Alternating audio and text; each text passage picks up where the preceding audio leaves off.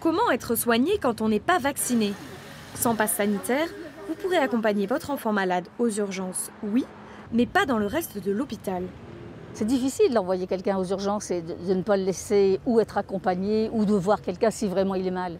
Je vois pas comment. Moi-même, j'ai eu le cas. On m'a empêché de voir mon mari pendant 6 jours. Je peux vous dire que c'est dramatique. Ça fait mal. Pour cet ancien pompier, malgré les risques, un pass sanitaire obligatoire, c'est liberticide. Il faut laisser libre choix. Je pense que c'est trop d'autorité, on perd un peu de démocratie là. Céline Gaillard est infirmière en hématologie. Dans son service, la quasi-totalité des patients a été vaccinée bien avant d'y être contrainte. Moi, je travaille dans un service où vraiment les patients sont immunodéprimés. Donc d'emblée, en fait, on a fait en sorte de pouvoir les vacciner très rapidement.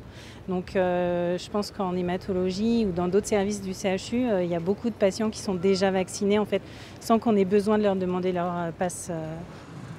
Finalement, pas de licenciement pour les soignants récalcitrants à la vaccination, mais une suspension de contrat et de salaire à partir du 15 octobre. On n'arrive pas à recruter du personnel. Et aujourd'hui, imposer la vaccination, nous on sait qu'on a de nombreux soignants qui sont passés dans nos permanences en nous disant qu'ils prendraient une disponibilité, voire même une démission qui partirait de l'établissement. Donc ça veut dire quoi derrière? Si on n'a plus de professionnels pour pouvoir prendre en charge les patients, eh bien on va fermer des lits. Donc ça c'est complètement inacceptable. En pleine 4e vague, le pass sanitaire n'est donc pas obligatoire partout, mais il s'impose de plus en plus, quel que soit le secteur d'activité.